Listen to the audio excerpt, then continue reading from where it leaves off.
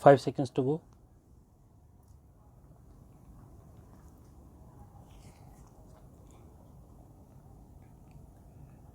Start. Thank you, Mr. Vice Chairman. Mr. Vice Chairman, sir, I rise to support this bill because this is already an act by the force of the ordinance.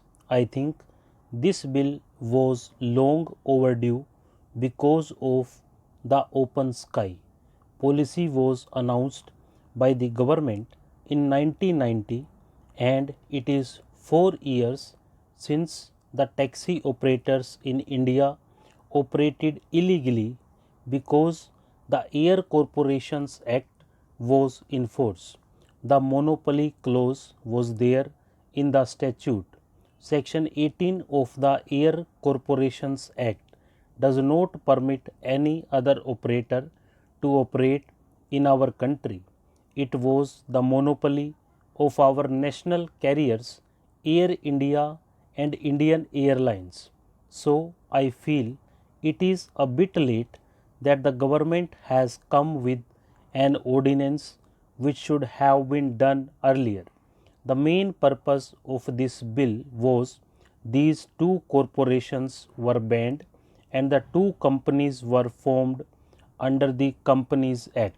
Instead, these companies were registered a year ago, but they were not put into operation by the sanction of this ordinance issued by the President in January. Sir, we have seen internationally how the megas airlines have captured the skies in different countries.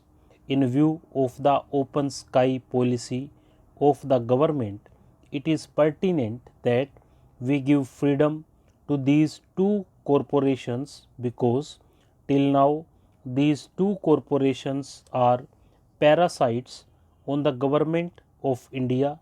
They cannot have their own funds.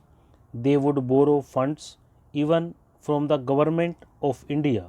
The government of India has to stand as a surety internationally. Now these companies are coming into existence. These companies will have freedom. They will not rely on the government for financial resources. They can go out into open market in the capital market and mop up resources. At the same time, it is said that the government has privatized them. It is not so. It is very clear in clause 9 that the control of these companies will remain with the government and the government will have freedom to give directions to these companies. Sir, we had also seen that last year the Indian Airlines made a loss of rupees 100 crores. A poor country like India cannot allow mismanagement of a government company, a public sector company, and I think it is one step made in the right direction for Indian Airlines and Air India to come out of the red so that they can rely on the public money. There are many in this country who are talking about reviewing our foreign policy option and telling us that non alignment perhaps will not hold us in good stead anymore, that we are being isolated and we are being cornered in a so called single polar world. Sir, I must say that the recent election bid which we made for a non permanent seat of the Security Council showed that we have lost our standing somewhere.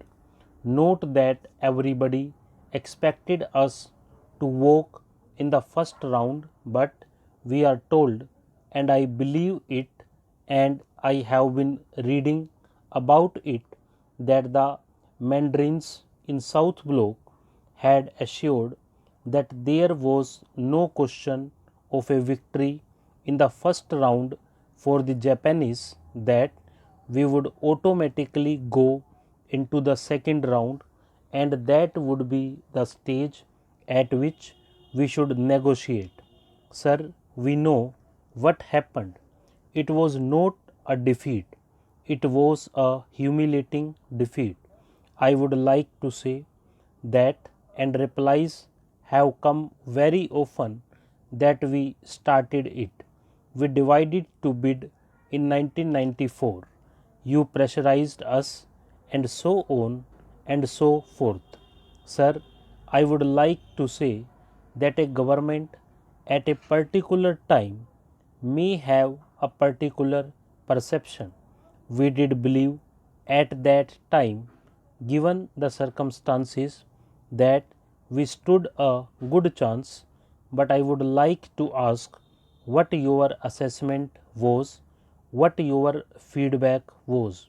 We had been told that 138 countries were visited by high powered, specially selected delegations of this government, and when I, in another forum, questioned who led these delegations, who were the people who went, what their feedback was, the people, not the Foreign Affairs Minister in the Foreign Affairs Ministry, had to admit that they were all led by bureaucrats, former bureaucrats, retired bureaucrats, extension bureaucrats, call them what you want.